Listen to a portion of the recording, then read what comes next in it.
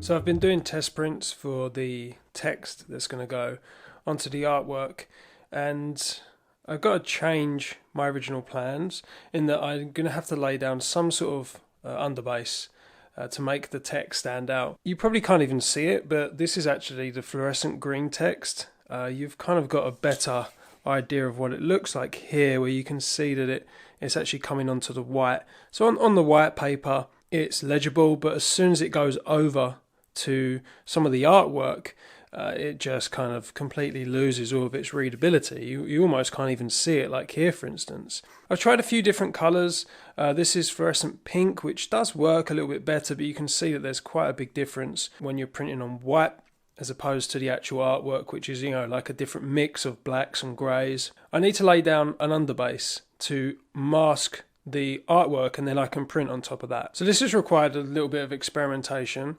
I've done an underbase of white, and with a few coats it comes out to like a pale grey, which is okay. You can print the fluorescent on top of it. But I also wanted to experiment with doing an underbase of silver and then printing on top of that.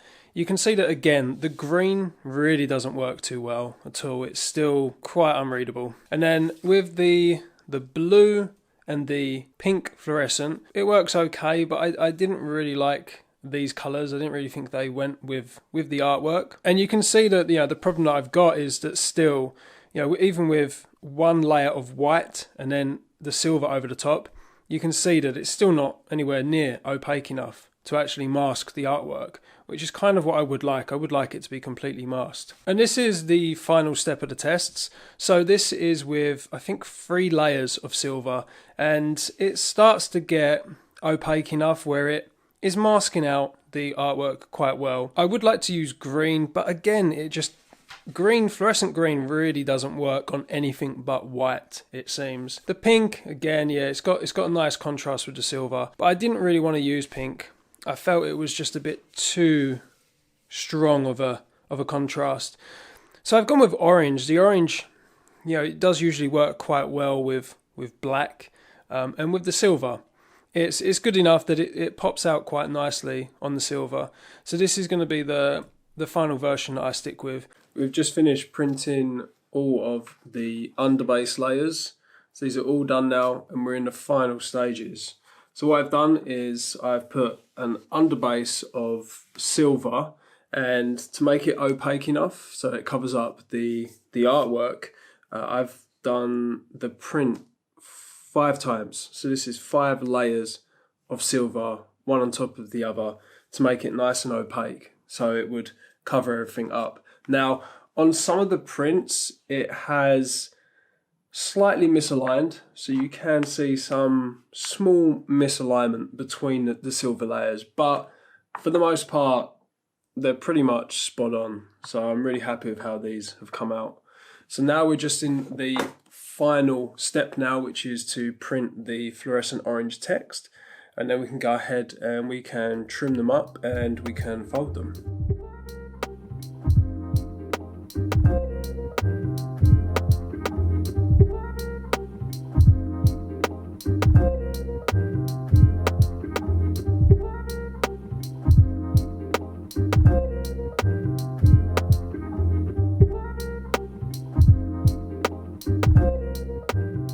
I've just finished printing the final layer of the orange text, which is going over the silver underbase. So the artwork is now pretty much finished. I've just got 2 more steps to go.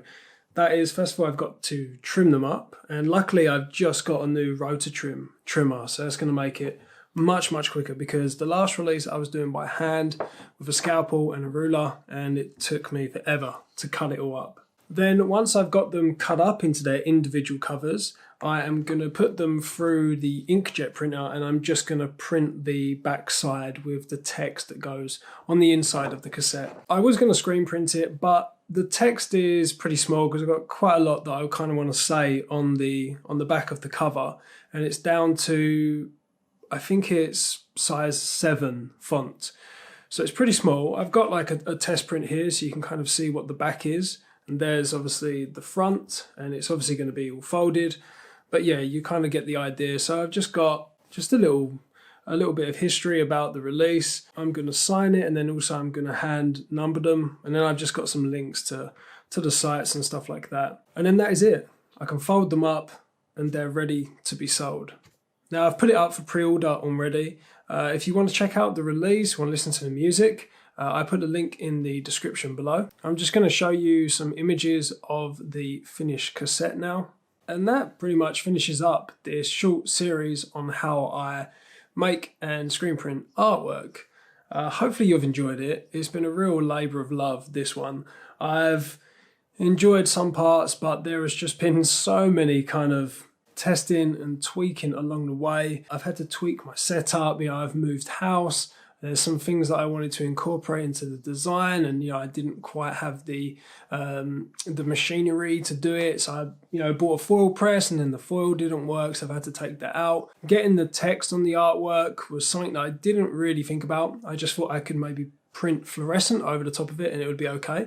Turned out that it didn't really work like that because I was printing on top of mostly black or dark colours, so it was quite difficult to read. So those extra 5 layers of the silver on the underbase added a lot of time, but I've enjoyed most of it. It's been really, really good. I'm now going to start working on the next release. I've got quite a few more albums planned on my 2 labels, and it's really nice to be able to move on to the next thing. So hopefully you've enjoyed it. If you've got any questions about anything you've seen in the series, put it in the comments below. Remember to like and subscribe, and I'll catch you all later.